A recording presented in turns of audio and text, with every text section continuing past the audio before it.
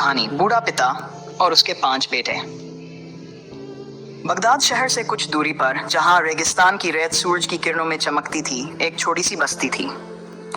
वहीं एक बूढ़ा शख्स, अब्दुल रहमान, अपनी जिंदगी के आखिरी दिन गुजार रहा था। वह शांत, विनम्र और बुद्धिमान इंसान था। उसके 5 बेटे थे। सबसे बड़ा इब्राहिम, फिर हारून, उमर, अली और सबसे छोटा खालिद। इब्राहिम, बड़ा बेटा, बड़ा किसान। इब्राहिम एक मेहनती किसान था। दिन भर खेतों में काम करता, मगर अपने बूढ़े पिता की सेवा करते करते कभी कभी ऊब जाता। उसके दिल में आता, ये जिम्मेदारी कब खत्म होगी। अब्दुल रहमान उसकी थकावट और बेरुखी को महसूस करता, मगर कभी कुछ नहीं कहता। फिर एक दिन उसने इब्राहिम से कहा, बेटा, मैं जानता हूँ कि मैं अब एक बोझ बन गया हूँ। कुछ दिन बाद मैं तुम्हारे भाई हारून के पास चला जाऊंगा। इब्राहिम चुप रहा। उसके दिल में थोड़ी सी शर्मिंदगी थी, लेकिन वह कुछ न बोला। हारून, व्यापारी और उसकी दुनिया। अब्दुल रहमान हारून के पास गया, जो बगदाद का एक बड़ा व्यापारी था। उसने पिता का स्वागत तो किया, लेकिन उसका दिल व्यापार में डूबा हुआ था।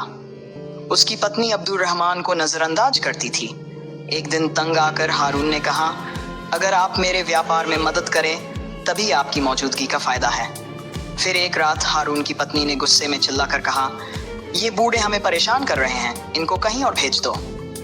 हारून ने भी कहा, आप उमर के पास चले जाए, मैं कुछ पैसे दे देता हूँ। ये बातें अब्दुल रहमान के दिल में तीर की तरह चुभीं। वो चुपचाप उमर के पास चला गया। उमर मेहनती मगर लापरवाह। उमर ने पिता का सम्मान किया, मगर वह दिन भर खेतों में व्यस्त रहता। शाम को अपने बच्चों और पत्नी के साथ समय बिताता, लेकिन पिता की बीमारी और उदासी की ओर ध्यान नहीं देता। अब्दुल रहमान की हालत बिगड़ती गई और वहां से भी चला गया। लालची और धोखेबाज अब्दुल रहमान अब अली के पास पहुंचा। अली ने उत्साह से स्वागत किया, मगर मन में लालच था। उसने सोचा, शायद पिता के पास कोई खजाना है। जब उसे कुछ न मिला तो वह बेरुखा हो गया और एक दिन साफ कह दिया, आप यहाँ नहीं रह सकते। अब्दुल रहमान का दिल फिर से टूट गया। सबसे छोटा, सबसे प्यारा। अंत में अब्दुल रहमान अपने सबसे छोटे बेटे खालिद के पास पहुंचा। खालिद एक गरीब मजदूर था, मगर उसका दिल बड़ा था। उसकी पत्नी जैनब ने अब्दुल रहमान की सेवा ऐसे की जैसे अपने माता पिता की करती हो। खालिद खुद कमाकर दवाइयाँ लाता और जैनब हर जरूरत का ख्याल रखती। एक रात अब्दुल रहमान ने खालिद से कहा, बेटा, मेरी सांसें अब कुछ ही बाकी हैं। मेरी मौत के बाद बगदाद की एक गली में इदरीस नाम के बूढ़े से कहना कि अब्दुल रहमान अब इस दुनिया में नहीं रहा। वह तुम्हें एक अमानत देगा। वो तुम्हारे लिए है। उसे जिंदगी बेहतर बनाने में लगाना। अपने भाइयों को मत देना। और फिर अब्दुल रहमान ने दुनिया को अलविदा कह दिया। जनाजा और अमानत का रहस्य। खालिद का दिल टूट गया। उसने भाइयों को जनाजे की खबर दी। सब भाई जो कभी पिता को बोझ समझते थे, अब जनाजे में शरीक हुए। खालिद ने कहा, पिता ने मुझे एक अमानत दी थी, मैं उसे आप सब में बांटना चाहता हूँ, जबकि उन्होंने सिर्फ मुझे दी थी। भाइयों को लालच आया और बोले, जाओ लाओ अमानत, फिर बांट देंगे। खालिद बगदाद गया, इदरीस से अमानत ली। जब उसने संदूक खोला तो सब हैरान रह गए। उसमें बगदाद की कीमती दुकानों के कागज, माँ के गहने और ढेर सारी अशर्फियाँ थीं। खालिद ने ईमानदारी से सबको उनका हिस्सा दे दिया, मगर फिर वक्त ने अपना फैसला सुनाया।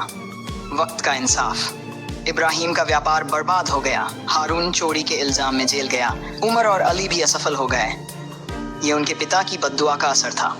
वहीं खालिद ने मेहनत और पिता की दुआ से बगदाद में कपड़े का व्यापार शुरू किया।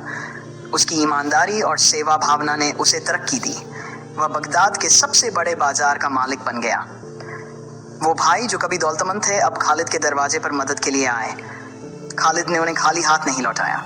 उसने वही किया जो उसके पिता ने उसे सिखाया था। 3 अनमोल सबक। 1. माता पिता की जिम्मेदारी। बच्चों को अच्छी परवरिश देना ताकि वे हर मुश्किल का सामना कर सकें। 2. बेटों का कर्तव्य। माता पिता को बोझ न समझें। कल आप भी उस जगह होंगे जहां वो आज हैं। प्यार का इनाम। माता पिता की सेवा और इज्जत से दुनियावी और आखिरत की खुशियां मिलती हैं। दोस्तों, ये कहानी हमें सिखाती है कि पिता की दुआएं जिंदगी का सबसे बड़ा खजाना है। अगर आपको ये कहानी पसंद आई हो तो ज़रूर कमेंट करें, शेयर करें और ऐसी ही कहानियों के लिए हमारे चैनल को सब्सक्राइब करें।